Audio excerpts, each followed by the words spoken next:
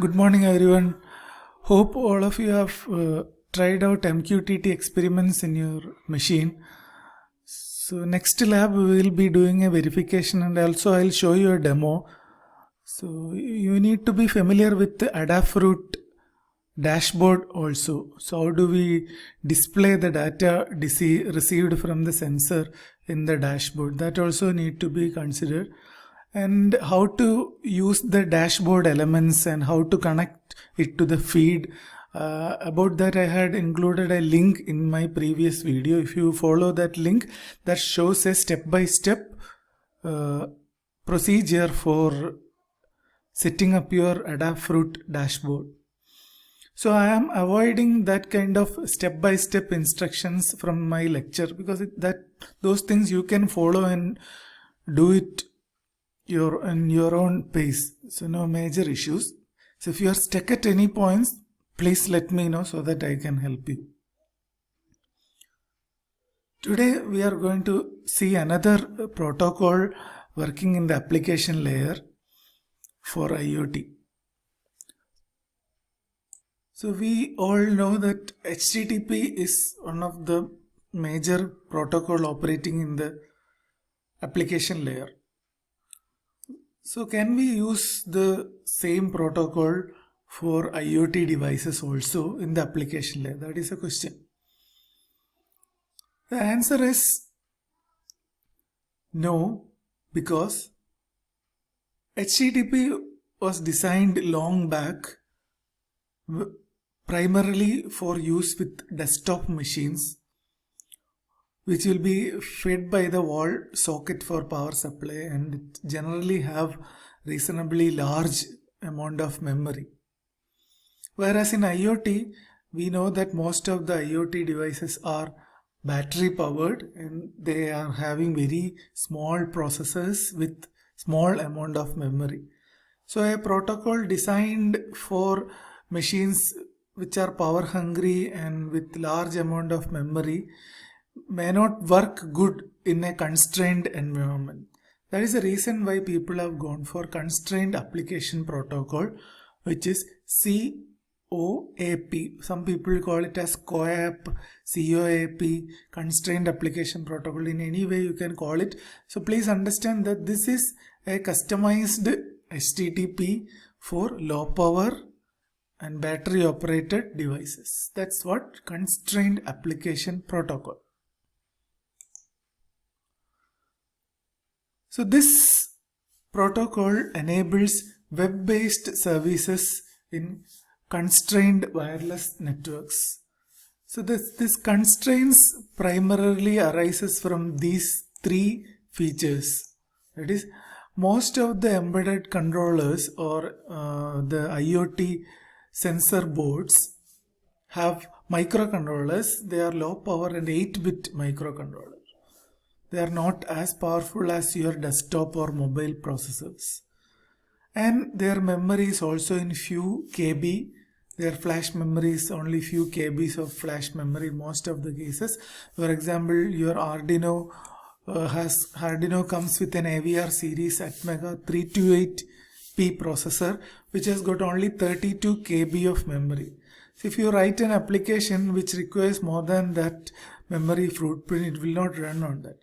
Another one is they operate with low power networks.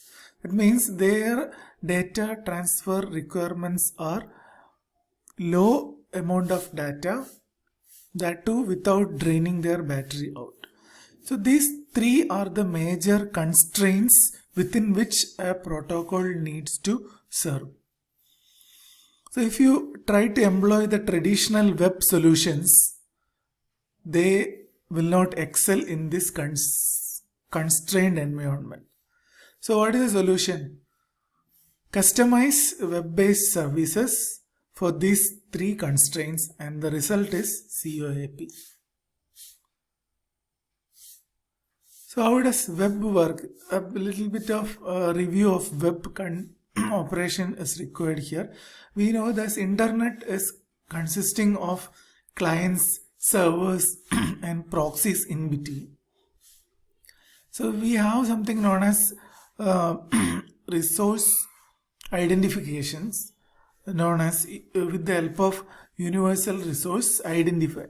So these URIs, for example, http://www.amrita.edu/csc/cscd, that is actually taking you to the exact resource that you are going to use. And also it maintains the state with the help of REST protocol, representational state transfer, because nobody maintains, there is no single entity which is responsible for maintaining the state. Web browser does not maintain, web client does not even care about the state. So state management is with the help of REST.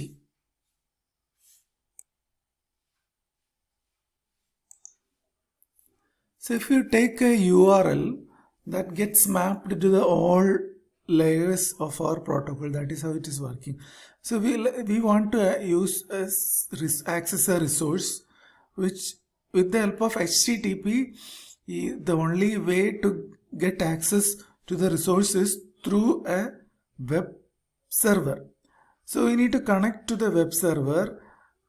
Its name will be given and names will be mapped to DNS, mapped by DNS to the IP address which comes here, and then the port number which specifies the application which is running and its interface to the transport layer. So through the transport layer interface, which is a port number, we get access to the application layer protocol, and the application layer protocol accesses the sensor value and gives us. So this is how the things are happening in HTTP. So all these things has to be made possible for IoT also. Okay, so if you look at here, this IP is an IPv6 address. Okay, so don't read it to be a funny character here. So this is the way we represent IPv6 address, that we have a session coming up on IPv6, so we will understand what is this stuff. Okay, so this is how universal resource location is resolved or broken into different segments, and it works. Okay, a similar setup is required for COAP as well. And also the COAP, since it's going to be built similar to HTTP, it should also support the HTTP common methods such as put, post, delete, and then the get operation. So fundamentally, COAP must also follow the request response semantics of HTTP. That's the takeaway messages. So for example, the client issues an HTTP GET and the server issues the response. This is actual 100% HTTP, but instead of a web page, we give the sensor data. That's all. And this part doesn't require any explanation. This is the typical HTTP communication. So we all know that HTTP runs on top of TCP. So any HTTP session requires to open a TCP connection between client and server. So that happens through SYN packet, SYN ACK, and ACK. So three-way handshake. After that, you issue a request for getting something and it is coming back. Okay, and we gracefully terminate the connection by TCP two-way termination by sending FIN and FIN ACK and RST. Okay, so these things I would suggest you to go back and refresh your understanding on TCP three-way handshake and TCP two-way connection termination and everything that happens in between also. Okay, so let us now see with all these HTTP background, let us see how do we go for designing COAP. So in COAP, we require the coexistence of HTTP devices and also COAP supported devices, because the traditional internet or the traditional computer, desktops, etc., they will be running COAP, and they need to interact with constrained devices. For example, COAP enabled IoT sensors are there, and your computer is running HTTP. So how are you going to interact? That is where the presence of proxy is coming. So proxy communicates to both HTTP devices and also COAP enabled devices. So, and also the server can communicate directly to COAP enabled devices. So all these things has to be taken care while setting up the architecture for COAP. So you have the constrained devices and also the typical internet. So you need to ensure seamless interoperability between these devices. That's the important thing. Now, having said all these things, let us list out the design requirements for COAP. So there are around 14 design requirements. So it's actually defined in a draft. You can Google and find out the actual document, but for simplifying our discussion, we will quickly go through all the design requirements starting from 1. So first one is design requirement 1, limited flash or RAM. So flash is the memory where you keep your programs on an Arduino or a single board computer. So whatever you flash, download into the flash remains, that's a non-volatile memory. So the amount of flash has to be considered, and also the RAM. At this point, I would like you to go back and find out what is the memory available on an Arduino and on a Node MCU, both flash and RAM. So RAM is volatile, which is used by CPU for its day-to-day activities. So requirement 1 is on RAM and flash. It has to live within the available RAM and flash. Second, where is the second requirement? Here is the second requirement, which is talking about the constrained networks. The network will be of low power and low bandwidth network.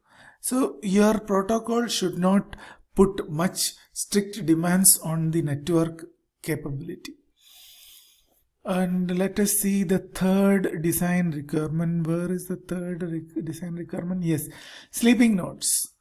So COAP must be capable of talking to devices which can cycle through various power levels. So sleeping mode, we know that in classrooms some students will move to sleeping mode too. They will reduce their contact with the external world. They go to a low energy mode where they are comfortable. And these IoT sensors also are like that. When there is nothing to do, they will not drain their battery. They will reserve their battery by putting themselves into sleep mode. So whenever the sensor is ready or the data is ready, they wakes up and then get the sensor data. So the COAP must have the required techniques to manage this sleep and awake or full power or low power modes of the system. Okay. So sleeping nodes will be there and you have to take care of them. That's about if you look at HTTP, there is nothing like sleeping node. If an HTTP client is there, it should be ready to send and receive response. And there is nothing like sleep, and when a request comes, you get up, and nothing like that. Because HTTP is unaware of power conservation. So that's about the third requirement, and let's see what is the fourth requirement. So fourth requirement is on caching. So caching is done by proxy. So it should be cache compatible. That means if you have a cached COAP message, it could be served to the request when there is no issue with the data. If the data is fresh or it's not stale, you must be able to use the cached data in place of the original data. So let us look at the remaining design decisions in the next video.